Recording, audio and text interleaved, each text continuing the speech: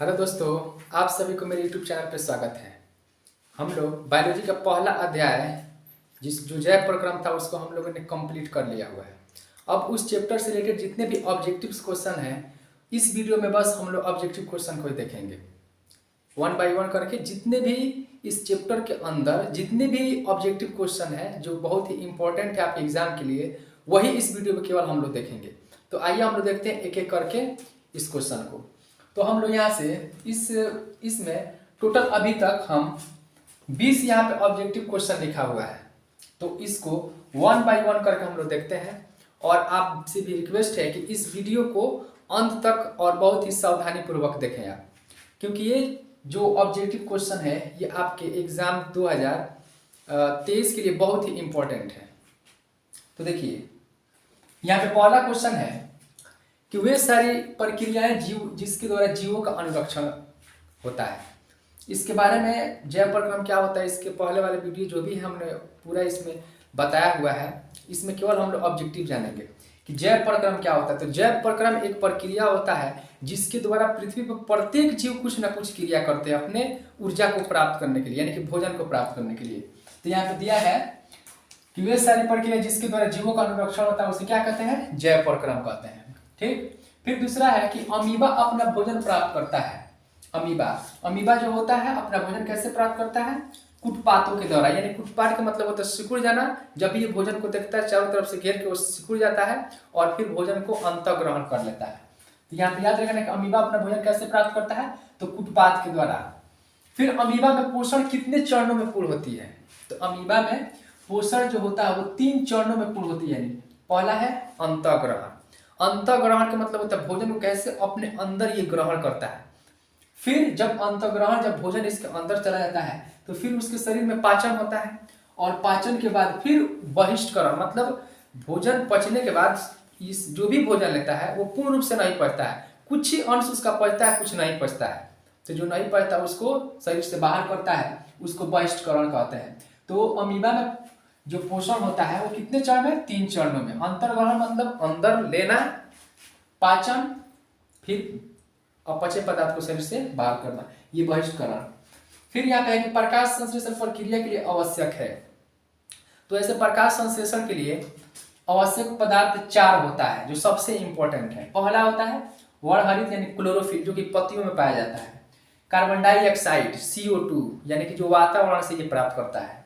Sunlight यानी सूरज के प्रकाश, और फिर जल और खनिज लवण। 4 ये जो बहुत ही इंपॉर्टेंट है जो प्रकाश संश्लेषण के लिए बहुत ही जरूरी होता है। फिर वातावरण में कार्बन डाइऑक्साइड की मात्रा है। ऐसे तो वातावरण में बहुत सारे गैसों का मिश्रण होता है, लेकिन उसमें ऑक्सीजन, नाइट्रोजन और ये कार्बन डाइऑक्साइड सब गैसों का मिश्रण होता है, लेकिन उसमें कार्बन डाइऑक्साइड जो होता है मात्र 0.03% होता है। ये बहुत बार क्वेश्चन पूछा हुआ है, इसको आप ध्यान से इसको याद कर लेगा। फिर यहाँ पे खनिज लवणों में उपस्थित होता है। जो भी पेड़ पौधा होता है जो जमीन से खनिज लवणों को लेता है, उसमें हम लोग तो यहाँ पे लिखे हैं कि क्लोरोफिल, कार्बन डाइऑक्साइड और सनलाइट यानी सूरज के प्रकाश, लेकिन जो खनिज लवण लिखे होते हैं तो खनिज लवणों में बहुत से तत्व पाए जाते हैं। जैसे यहाँ पे नाइट्रोजन है, फास्फोरस है, कैल्शियम, मैग्नीशियम और लोहा यानी कि फेरस पाया जाता है। तो उसके अंदर बहुत से अब मनुष्य को अपने जीवन जीने के लिए टोटल 20 पोषक तत्वों की जरूरत पड़ती है। हम लोग को जीवन जीने के लिए 20 पोषक तत्वों की जरूरत होती है, लेकिन पेड़ पौधों को अपने जीवन को जीने के लिए टोटल 16 पोषक तत्वों की जरूरत पड़ती है, जिसमें से 4 ये बाहरी वातावरण से प्राप्त करता है और 12 जो होता है, 12 या 13 वो जमीन से प्राप्त करता है पेड़ पौधा। यहाँ पे लिख दिया है। प्रकाश संश्लेषण का रासायनिक सूत्र क्या होता है, तो प्रकाश संश्लेषण ये बहुत बार क्वेश्चन ये 2 नंबर का भी पूछता है या कभी ऑब्जेक्टिव में भी पूछ लिया जाता है कि प्रकाश संश्लेषण का रासायनिक सूत्र क्या होता है। तो ये होता है क्योंकि पेड़ पौधा कार्बन डाइऑक्साइड को ग्रहण करता है, तो यहाँ पे लिखा CO2 यानी कार्बन डाइऑक्साइड। फिर ये जल भी ग्रहण करता है, H2O, यहाँ पे जल है H2O। सनलाइट यानी सूरज की प्रकाश, यहाँ पे क्लोरोफिल जो कि पत्तियों में पाया जाता है, और इसके द्वारा ये रासायनिक अभिक्रिया के द्वारा ये अपना भोजन ग्लूकोज बनाता है और ऑक्सीजन को रिलीज करता है। यहाँ पे देख लीजिए, यहाँ पे ऑक्सीजन भी रिलीज करता है और यहाँ पे जल भी रिलीज करता है। तो जल जो होता है वो वाष्प के रूप में ये वातावरण में मुक्त करता है पेड़ पौधा। फिर पौधों में गैसों का आदान प्रदान किसके द्वारा होता है कि पौधों में किस अंग से गैसों का आदान प्रदान, गैसों को छोड़ना और गैसों को ग्रहण करना है, यानी कि ऑक्सीजन को ये रिलीज करता है और कार्बन डाइऑक्साइड को ग्रहण करता है। तो आखिर वो शरीर के किस अंग से करता है, तो वो होता है रंध्र, जो कि पत्तियों में पाया जाता है। पत्तियों में बहुत छोटे छोटे छिद्र होते हैं जिनको रंध्र या इसको इंग्लिश में एस्टोमेटा कहा जाता है, उसी से ये गैसों का आदान प्रदान करते हैं। फिर नेक्स्ट है यहाँ पे 9 नंबर कि अमीबा का आकार होता है। अमीबा का आकार क्या होता है? अनिश्चित होता है, ये इसका कोई आकार नहीं होता। जैसे अमीबा आप देखे हैं कि अमीबा का कोई आकार नहीं होता है, बस अमीबा को आप ऐसे कलम को पकड़ के ऐसे घुमा देना, ये अमीबा हो गया। जैसे मर्जी वैसे आप इसको बना सकते हैं। तो इसका आकार निश्चित, कभी गोल होगा, कभी लंबा होगा, कभी गोलाकार होगा। तो इस तरह से अमीबा कोई आकार नहीं होता, ये अनिश्चित आकार होता है इसका। फिर पैरामीशियम का शरीर ढका होता है, जो भी पैरामीशियम, ये भी एक कोशिकीय जीव होता है पैरामीशियम। तो पैरामीशियम का जो शरीर होता है ये निश्चित होता है, लेकिन इसका शरीर जो होता है ना सीलिया से ढका होता है, सीलिया से ढका होता है। आप देखेंगे पैरामीशियम जो होता है कुछ ऐसे होता है और इसका शरीर पूरा ऐसे बाल जैसी संरचना से घिरा होता है, और इसी बाल जैसी संरचना जो होती है इसी को हम लोग क्या कहते हैं, इसी को सीलिया कहा जाता है। तो पूछा जाता है कि पैरामीशियम का शरीर किससे ढका होता है, तो सीलिया से, ये सीलिया है। फिर यहाँ पे हम लोग क्वेश्चन 11 देखते हैं कि पैरामीशियम अपना पोषण प्राप्त करता है किसके द्वारा, कोशिका मुख। हमने बताया था कि अमीबा का कोई आकार नहीं था, अमीबा अपने शरीर के किसी भी अंग से भोजन को ग्रहण कर सकता है, लेकिन पैरामीशियम के भोजन प्राप्त करने के लिए एक निश्चित मुख होता है, उसको हम लोग कोशिका मुख कहते हैं, इंग्लिश में इसको साइटोएस्टोम कहा जाता है। मनुष्य में पाचन की शुरुआत कहाँ से होती है, हमने बताया हुआ है कि मनुष्य में पाचन की शुरुआत कहाँ से होती है, मुख से होती है, कुछ एंजाइम मुख के द्वारा। तो याद रखना, इसको मुख से लिखेंगे आप लोग। मुख में पाई जाती है, यानी कि मुख में क्या पाई जाती है, तो 3 जोड़ी, जीभ के नीचे 3 जोड़ी लाल ग्रंथि पाई जाती है, जो कुछ एंजाइम को स्रावित करती है। और वो एंजाइम जो होता है ना, भोजन के साथ आए जीवाणुओं को नष्ट करता है, भोजन को नरम बनाता है, जिससे निगलने में आसानी होती है। तो वो एंजाइम कौन सा है, जिसको टायरिन या इसको इमाइलेज कहा जाता है। फिर नेक्स्ट है कि मनुष्य के आहार नाल की लंबाई कितनी होती है। तो मनुष्य के आहार नाल, यानी कि आहार नाल जो होती है ये वाला, उसकी लंबाई कितनी है, 10 मीटर। फिर जीभ के अग्र भाग पर होता है, जीभ जो होता है, जीभ के सबसे आगे वाले भाग पे क्या पाया जाता है, तो स्वाद कलिया। और ये स्वाद कलिया के माध्यम से हम लोग अनेकों भोज्य पदार्थों की स्वाद लेते हैं। तो ये स्वाद, जीभ के अग्र वाले भाग पे छोटे छोटे अंकुर होती है, जिसको हम लोग स्वाद कलिया कहते हैं। दांत बना होता है, हम लोग का जो दांत होता है वो किसका बना होता है, कैल्शियम से। दांत हमारे शरीर का सबसे मजबूत अंग होता है, यानी कि सबसे कठोर हमारे शरीर में अगर पूछ दिया जाए कि हमारे शरीर में सबसे मजबूत क्या चीज होता है, तो वो दांत होता है, क्योंकि दांत जो होता है वो कैल्शियम का बना होता है और कैल्शियम के परत उस पर जमा होता है, इसलिए वो काफी मजबूत होता है। फिर यहाँ पे कि मुख में दांतों की संख्या, ये सब लोग को पता है कि मुख में दांतों की संख्या कितनी होती है, 32 होती है। फिर यहाँ पे भोजन को जब हम लोग ग्रहण करते हैं, यानी कि निगल द्वार और एक होता है कंठ द्वार। निगल द्वार जो होता है ग्रास नली, ये जिससे भोजन होकर जाता है, और कंठ द्वार जिसके द्वारा हम लोग सांस लेते हैं। तो कंठ द्वार और निगल द्वार पे एक संरचना होती है जिसको हम लोग एपिग्लिटिक्स कहते हैं। जब हम लोग भोजन को निगल रहे होते हैं तो श्वास नली को बंद करता है, और जब सांस लेते हैं तो कंठ यानी कि निगल द्वार को बंद कर देता है, जिससे ये जो होता है ब्रेन के द्वारा ये इसको नियंत्रित किया जाता है, जो कि हमने आगे वाले वीडियो में बताया हुआ है, एपिग्लिटिक्स जिसको कहा जाता है। अमाशय के अग्रभाग को क्या कहते हैं, तो अमाशय के अग्रभाग को कार्डियक्स कहा जाता है। अमाशय जो होता है वो 2 भाग में बटा होता है, अग्र वाला भाग कार्डियक और अमाशय के पीछे वाला भाग पाइलोरिक भाग कहलाता है। आपको ये बहुत ही बेहतर समझ में आया होगा, आप इसका स्क्रीनशॉट ले लें।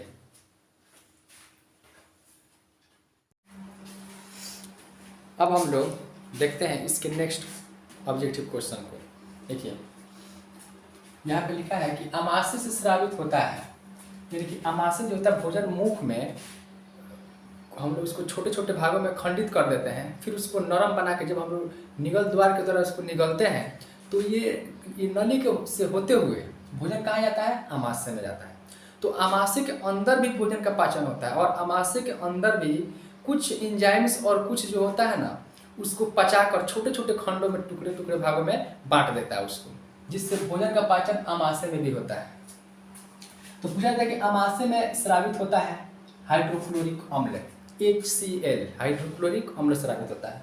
याद रखना है आमाशय में होने वाले घाव को क्या कहते हैं। आमाशय के जो दीवार होता है उस दीवार में कुछ छोटे छोटे घाव हो जाते हैं जिसको हम लोग पेप्टिक अल्सर कहते हैं। ये पेप्टिक अल्सर क्यों होता है?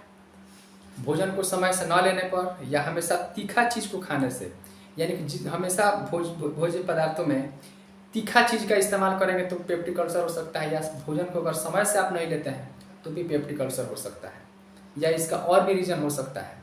तो इसलिए जो भी हम लोग भोजन लेंगे तो भोजन में अनेकों प्रकार के भोज्य पदार्थों को खाना चाहिए, यानी कि मीठा, तीखा, खट्टा सब भोज्य पदार्थ में उपस्थित होना चाहिए। ठीक, तो यहाँ पे आमाशय में होने वाले घाव को क्या कहते हैं? पेप्टिक अल्सर कहते हैं। हाइड्रोक्लोरिक अम्ल का स्राव होता है, कहाँ से होता है? अम्लजन कोशिका से। आमाशय की जो दीवार होता है उसी दीवार में अम्लजन, अम्लजन, जन माने जन्म करना, यानी कि अम्ल को जन्म करता है। कौन सा कोशिका? अम्लजन कोशिका से ये HCl अम्ल यानी कि हाइड्रोक्लोरिक अम्ल स्रावित होता है, इसको याद रखना आपको। फिर अम्लजन कोशिका से, ठीक है ना, HCl अम्ल का कार्य होता है, ये हम लोग जानते भी हैं। फिर बता रहा हूँ कि ये जीवाणु नाशक के रूप में कार्य करता है। हाइड्रोक्लोरिक अम्ल जो भी हम लोग भोज्य पदार्थ को लेकर खाते हैं तो हमारे हाथों से या सांसों से या किसी प्रकार से भोजन के अंदर कुछ हानिकारक सूक्ष्म जीव जो होते हैं ना उसमें प्रवेश कर जाते हैं। तो ये हाइड्रोक्लोरिक अम्ल जो होता है उनको नष्ट कर देता है, ठीक है ना, आमाशय से नष्ट करता है। मनुष्य के आमाशय से प्रतिदिन जठर रस कितना स्रावित होता है? तो ये आपको याद रखना है 3 लीटर तक लगभग। वसा का आंशिक पाचन किस होता है? गैस्ट्रिक लाइपेस के द्वारा, यानी कि हमारे शरीर में वसा माने क्या होता है? चर्बी, और उस चर्बी का पाचन के लिए कौन उत्तरदायी होता है? तो ये गैस्ट्रिक लाइपेस होता है। फिर बात करते हैं यहाँ पे आमाशय में भोजन लेई की तरह होता है। आमाशय में भोजन लेई की तरह, यानी कि जो भी हम लोग आमाशय में भोजन लेते हैं वो पूरा लेई गाढ़े की तरह हो जाता है। उसको क्या कहते हैं हम लोग? तो उसको काइम कहते हैं। मनुष्य की छोटी आंत की लंबाई और चौड़ाई होती है। तो याद रखना कि हम लोग की जो आंत होती है आमाशय से शुरू होता है, जो ग्रहणी से, और फिर ये 3 भागों में बटा होता है। हम यहाँ पे बताए हैं ग्रहणी, जेजुनम और इलियम। ये छोटी आंत का भाग, ये बहुत बार पूछा हुआ क्वेश्चन है कि आमाशय यानी कि मनुष्य की जो छोटी आंत होती है वो कितने भागों में बटी होती है? तो 3 भागों में बटी होती है, ग्रहणी, जेजुनम और इलियम। मनुष्य की छोटी आंत की लंबाई कितनी होती है? लंबाई 6 मीटर और चौड़ाई जो होती है 2.5 सेंटीमीटर होता है। ये सेंटीमीटर चौड़ाई और लंबाई होता है 6 मीटर। अब यहाँ पे देखते हैं छोटी आंत की आकार होती है। अगर आपसे पूछ ले कि छोटी आंत जो हम लोग के अंदर होता है उसका आकार कैसा होता है? तो किसके आकार के? सी के आकार के होता है। छोटी आंत में पाचन की क्रिया होती है किसके द्वारा? यानी कि छोटी आंत में हम लोग जानते हैं कि पाचन की शुरुआत जो होता है वो मुंह से शुरू होता है और अंत कहाँ तक होता है? यानी कि छोटी आंत में। छोटी आंत में पाचन का पूर्ण प्रक्रिया पूर्ण हो जाती है। किसके द्वारा? कुछ पीत के द्वारा, कुछ अग्न्याशयी रस के द्वारा, कुछ आंद्र रस के द्वारा, यानी कि पाचन की प्रक्रिया वहाँ पे पूर्ण होती है। 32 नंबर है कि शरीर के सबसे बड़ी ग्रंथि कौन सी है? ये याद रखना है। ये शरीर के सबसे बड़ी ग्रंथि यकृत होता है, जिसका वजन 1.5 kg तक लगभग होता है। और यकृत कोशिकाओं से स्रावित, यानी कि यकृत कोशिकाओं से स्रावित क्या क्या होता है? यकृत जो होता है ना, लीवर, यकृत मतलब क्या है? इसको लीवर कहते हैं। वो लीवर से क्या क्या स्रावित होता है? तो पित्त रस स्रावित होता है। और ये पित्त रस जो होता है ना, ये क्षारीय प्रवृत्ति की पाई जाती है। जब हम लोग जरूरत से ज़्यादा भोजन को ग्रहण कर लेते हैं, भोजन ले लेते हैं, तो हम या किसी कारण से हमारे आमाशय में अम्ल की मात्रा कुछ ज़्यादा हो जाती है तो हमारे पेट के अंदर कुछ मीठा मीठा दर्द होने लगता है। तो उस पीरियड में ये जो होता है ना, ये क्षार उसमें पड़ने पर अम्ल और क्षार दोनों अभिक्रिया करके उस भोजन को न्यूट्रल कर देता है, यानी कि उदासीन कर देता है, जिससे भोजन बिल्कुल आसानी से पच जाता है और दर्द जो होता है वो खत्म हो जाता है। अग्न्याशय से स्रावित होता है। अग्न्याशय ये एक प्रकार की ग्रंथि है। तो अग्न्याशय से ये अग्न्याशय ग्रंथि है, इससे स्रावित क्या होता है? अग्न्याशयी रस स्रावित होता है। फिर यहाँ पे अग्न्याशयी रस में होता है क्या होता है? लाइपेस, यहाँ पे सॉरी इमाइलेस, लाइपेस और न्यूक्लियस, ये सब इंजाइम होता है। आपसे पूछा है कि आग्नेयाशयी रस में क्या क्या उपस्थित होता है, तो ये इंजाइम यानी कि इमाइलेस, लाइपेस, न्यूक्लियस, ये इंजाइम स्रावित होता है। ठीक, ये आग्नेयाशयी जो रस स्रावित कहाँ से होता है, तो आग्नेयाशय ग्रंथि से स्रावित होता है। ठीक, बड़ी आंत जो होता है वो बटा होता है, बस यहीं से। बड़ी आंत में भोजन का पाचन नहीं होता है। जो भी छोटी आंत में जो भोजन पचता है, पचने के बाद से जो अपचे पदार्थ होता है ना, यानी कि जो पच नहीं पाता है, वो बड़ी आंत में भेज दिया जाता है। और जो पचा हुआ भाग होता है उसको अवशोषित करके विलाई के द्वारा और उसको ब्लड में मिला दिया जाता है, जिससे शरीर को ब्लड के द्वारा शरीर के प्रत्येक अंगों में पहुंचा दिया जाता है, जिससे हमारे शरीर को एनर्जी मिल सके। यानी कि एनर्जी को पूरे शरीर को ज़रूरत होती है, यानी कि आँख, नाक, मुंह, दांत, बाल, ये हाथ, ये उंगली हम बोल रहे हैं, इसके लिए भी ऊर्जा चाहिए। पूरे ऊर्जा का भरपाई हम लोग को भोजन से होता है। तो ब्लड के माध्यम से इस ऊर्जा को शरीर के प्रत्येक अंगों तक पहुंचाने का काम किया जाता है। तो याद रखना, बड़ी आंत में पाचन भोजन का पाचन नहीं होता है। पाचन की प्रक्रिया छोटी आंत में ही पूर्ण हो जाती है। बड़ी आंत में एक जगह है जहाँ पे अपचे पदार्थ को इकट्ठा किया जाता है। अब बड़ी आंत जो होता है ये दो भागों में बटा होता है, एक कोलन और दूसरा होता है मलाशय। मलाशय जिसको इंग्लिश में रेक्टम कहा जाता है, और रेक्टम से ही शरीर से अपचे पदार्थ को शरीर से बाहर कर दिया जाता है। तो ये इस चैप्टर यानी कि जैव प्रक्रम जो चैप्टर है उसका टोटल ऑब्जेक्टिव हमने बुक के अंदर से बताया हुआ है। यदि आप एनसीईआरटी पढ़ते हैं या भारतीय वन पढ़ते हैं तो उसमें भी कुछ ऑब्जेक्टिव दिया हुआ है, तो आप उसको भी याद कर लेंगे। और ये बुक के अंदर से हमने ये ऑब्जेक्टिव को लिखा हुआ है, इसको भी आप याद कर लेंगे। आई होप कि आपको ये समझ में आया होगा। यदि वीडियो अच्छी लगी तो आप मेरे चैनल को सब्सक्राइब करें, लाइक करें, कमेंट करें और अपने दोस्तों के साथ में शेयर करें। देखने के लिए धन्यवाद। आप इसको स्क्रीनशॉट कर लें।